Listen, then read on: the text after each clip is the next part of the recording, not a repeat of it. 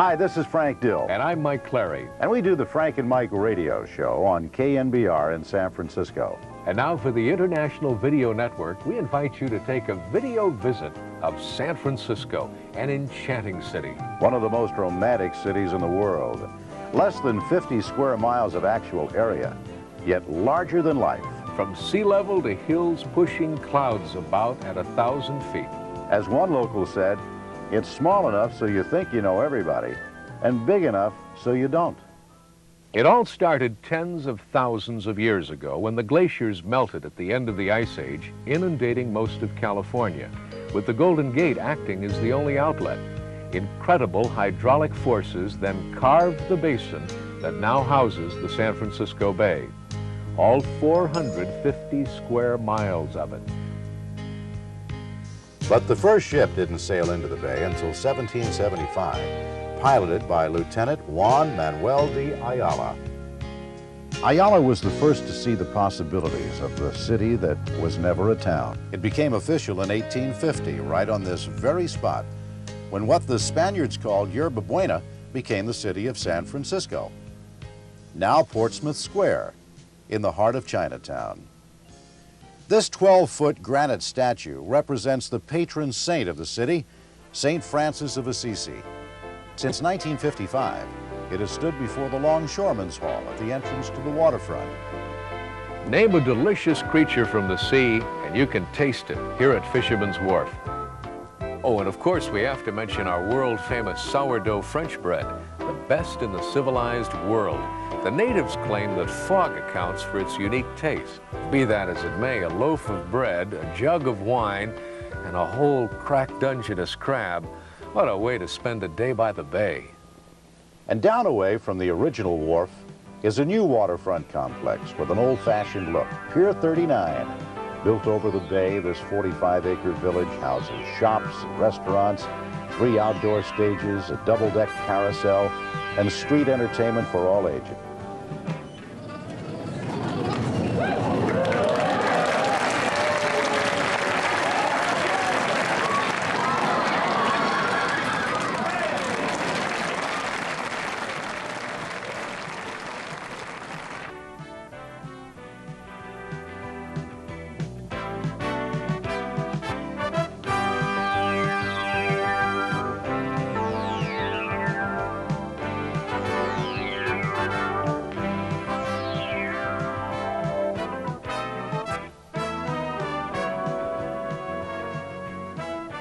On a clear day, you can see Alcatraz, originally called Pelican Island.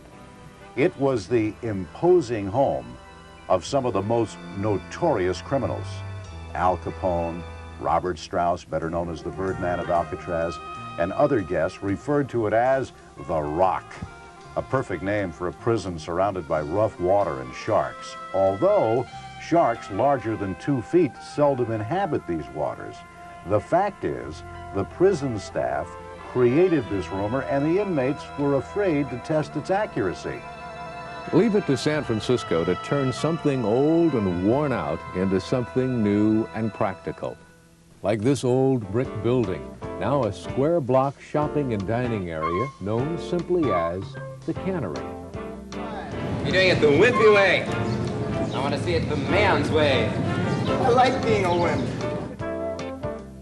And just down the street, a multi-level 19th century chocolate factory, now redesigned as Ghirardelli Square, named after the Italian candy maker who catered to chocolate lovers in 1893. Why, you can order up gigantic sundaes and ice cream cones and fabulous chocolate confections. Just a little inland from the waterfront is North Beach, so Italian that Columbus Day is an annual festival. And fresh seafood is perfectly complemented by Mama's homemade pasta. Part of North Beach is Broadway, with its bright lights, exotic entertainment, and, well, where the nightlife is lively.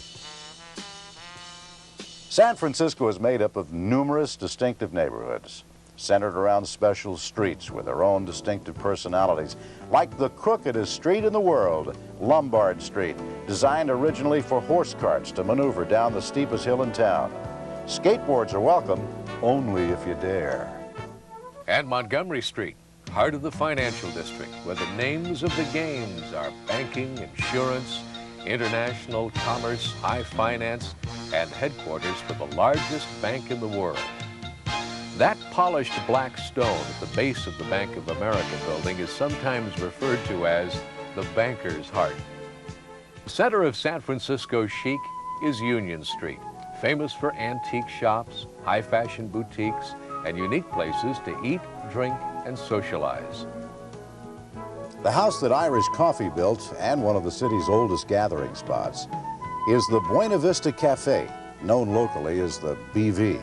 By the way, it's a perfect vantage point to watch the cable cars turn around for their trip back up Hyde Street. And until a few years ago, the proprietors at the BV wouldn't serve unescorted females.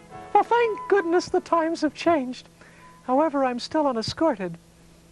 A most colorful look into San Francisco's seagoing past can be enjoyed at the National Maritime Museum, which looks like a ship and serves as the anchor for Aquatic Park, which on any one weekend serves as the backdrop for local street artists.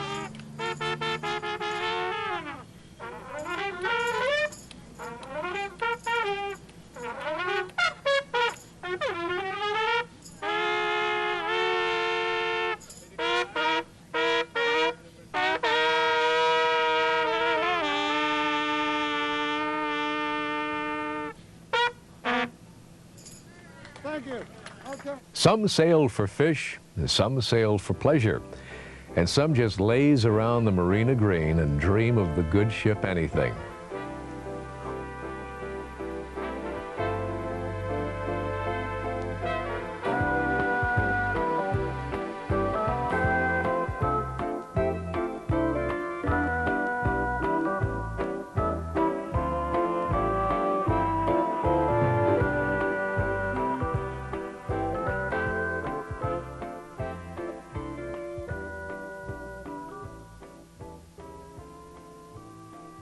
One of the city's magic hills is Telegraph Hill, topped by a monument to San Francisco's historic firefighters, Coit Tower. The $100,000 it took to complete it in 1933 was bequeathed to the city by Lillian Coit, for some years the fire department's official mascot. And there's some speculation as to what the tower represents. Many believe it to be a giant fire nozzle. Sounds logical to me. Whatever, you may prefer to take the elevator to the top because the stairway is over 200 steps. Something old, the Ferry Building, a survivor of the earthquake and fire of 1906. Something new, the Moscone Convention Center, dedicated to San Francisco's late Mayor George Moscone. Something unusual. There are some 800 buildings over 7 stories tall in the city's ever-changing skyline. The Transamerica Pyramid, the tallest of them all at 853 feet, 212 feet, just for show. And here's the Hilton Tower, 509 feet. And all because Conrad Hilton wanted it to be 2 stories higher than these famous landmarks on Nob Hill. Now, this is a vintage building. Like fine wine, it gets better with age. The Flood Building, doing business since before the earthquake. And although the city is in some ways changing to ultra-modern, thankfully, some things stay the same. The Fairmont Hotel, synonymous with luxury. Built by the daughters of James G. Fair after his death, the Fairmont is the place to stay for excellent accommodations. The Fairmont is also the setting of ABC's television series, Hotel. Being treated like a king is routine at this elegant hotel, where for $3,500 a day, you could enjoy the beauty and splendor of the Fairmont's penthouse. The hub of downtown San Francisco is Union Square. This is not an area to wheel and deal. Union Square caters to those who pay for what they want, perfect for that hard-to-shop-for person. And it's also a favorite strolling place for people and pigeons. Hey, now don't be feeding the pigeons. It's against the law, don't you know? Thank you, officer. There is 1 car for every 2 residents of the city. and only one garage for every 2 cars. And then there are the commuters who work here and live elsewhere around the bay. Getting around in town can be fun aboard our country's only moving national landmark, the cable car, moving people up and down very steep hills since 1873. The cable cars and the complicated machinery that keep the system running underwent a $60 million overhaul in 1984 to assure the city of at least another 100 years of joyriding. And then there's a more modern way to get around, the Bay Area Rapid Transit, affectionately known as BART. These trains actually traverse the bay 135 feet below the surface. But there are creative alternatives in the art and science of getting around town. Actually, foot traffic is a lot more fun. This scene happens to be the annual Bay to Breakers Run, the oldest and largest organized race in the country. But win or lose, it's mainly just for the exercise and fun.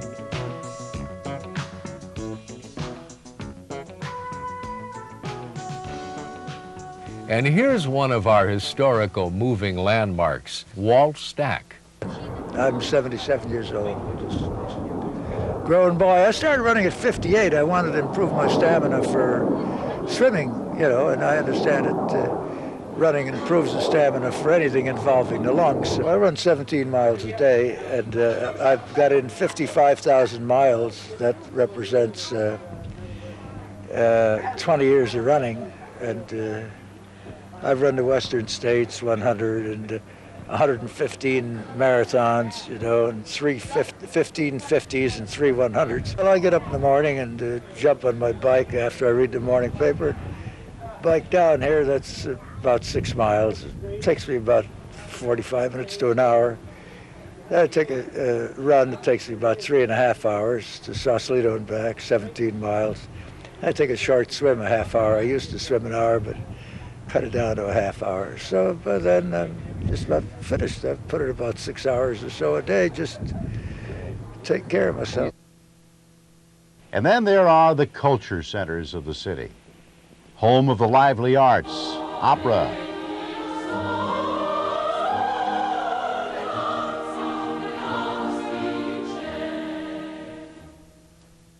symphony and ballet,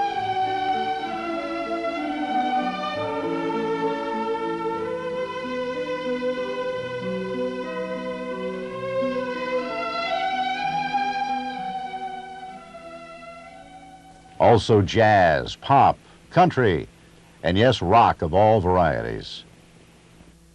Plenty of excellent theater, too, like the world-famous American Conservatory Theater and the refurbished Golden Gate Theater.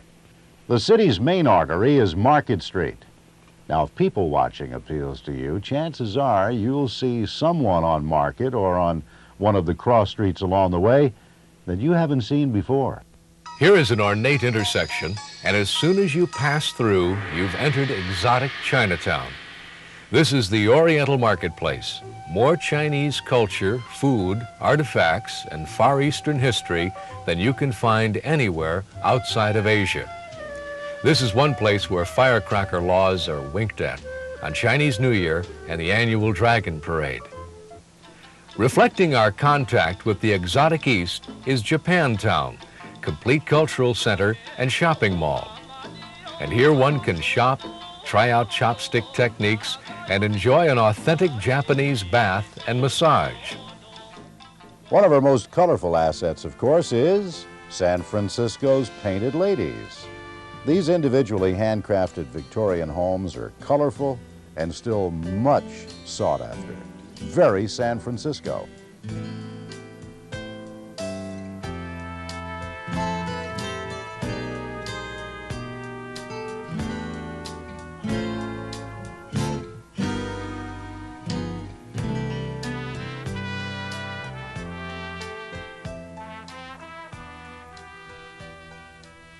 This is the Castro Street area, center of San Francisco's much talked about gay lifestyle.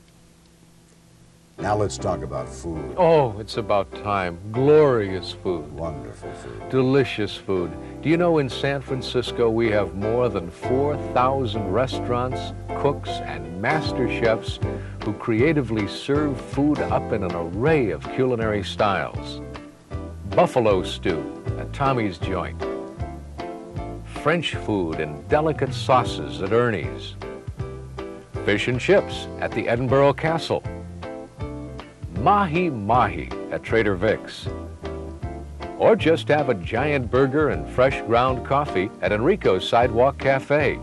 It's just one of those spots to sit, relax, and watch the world go by. The oldest structure in the city was founded by the Spanish fathers in 1776, Mission Dolores. Still an active parish, Mission Dolores has held services continuously for over 200 years.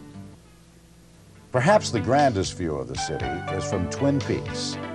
And this is the view after April 18th, 1906, showing the aftermath of San Francisco's earthquake and fire.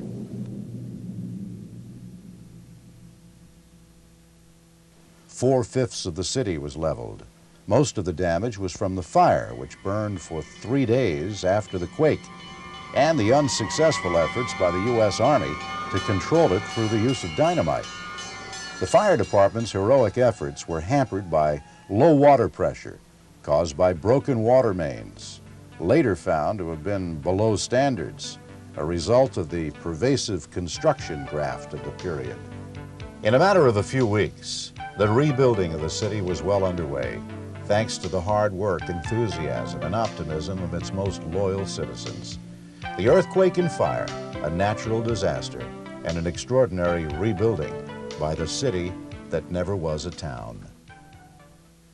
From the center of the city to the shores of the Pacific, formerly 1,000 acres of rocky hills, ravines, marshes, and sand dunes became the pride of San Francisco, Golden Gate Park. William Hall completed what New York's Central Park designer Frederick Olmsted declared impossible. He transformed wasteland into luscious greenery and scenery with the help of Scotsman John McLaren, who was responsible for planting over 1 million trees in the park. Amidst all the foliage, Golden Gate Park houses many of the city's most important museums, exhibitions, and activities.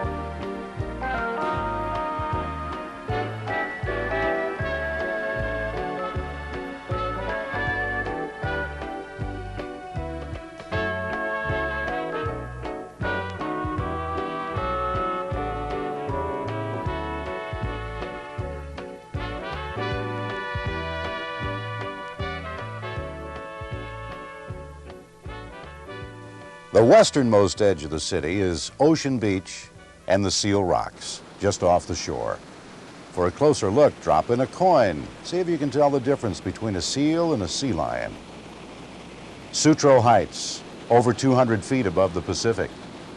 Since 1863, 4 cliff houses have been destroyed. In 1895, Mayor Adolph Sutro created an elaborate resort area with his cliff house and a 3-acre area housing an amphitheater, conservatory, and the largest indoor pools in the world, capable of accommodating 25,000 enthusiasts.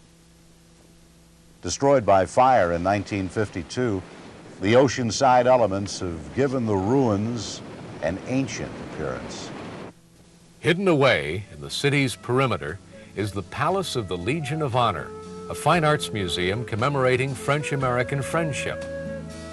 The distinctive Palace of Fine Arts This magnificent complex, complete with Roman columns, lagoon, and a 160-foot dome, was a temporary plaster creation built to celebrate the 1915 World's Fair. It was rebuilt 50 years later at a cost of $8 million. Now it's one of the city's most treasured landmarks. There's always been a military presence on the Golden Gate entrance to the bay, with giant artillery to protect the coastline. But there's never been a shot fired in anger from these cliffs. And then there are the bridges, so vital to a community surrounded by water on three sides. No tour of the city would be complete without mentioning the symbol of San Francisco, the Golden Gate Bridge. This marvel took 4 years to be constructed at a cost of $35 million. The two 746-foot towers support the Golden Gate's 4,200-foot-long span. Chief Engineer Joseph B. Strauss deserves great praise for his work of art. Yeah, but I wonder if he knew it would take a crew of painters with 7,000 gallons of paint to work year-round to maintain the massive amounts of steel exposed to the salt air. San Francisco. Romantic. International. Well-dressed. Exotic. Tolerant. Often eccentric. Charming in a way unlike any other city in the world.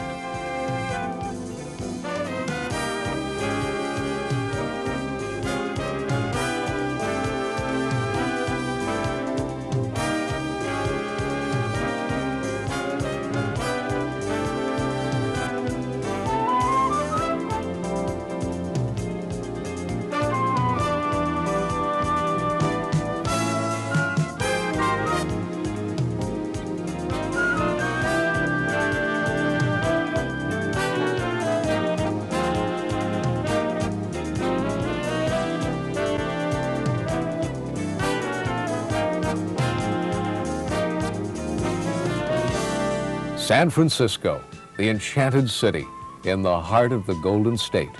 Practical, yet designed to be beautiful. Perfect links to everlasting memories.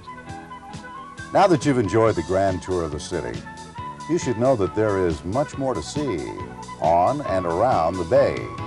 IVN presents a colorful 24-minute armchair adventure of San Francisco Bay. This video visit, titled San Francisco Bay Cruise, is available by phone order or direct mail.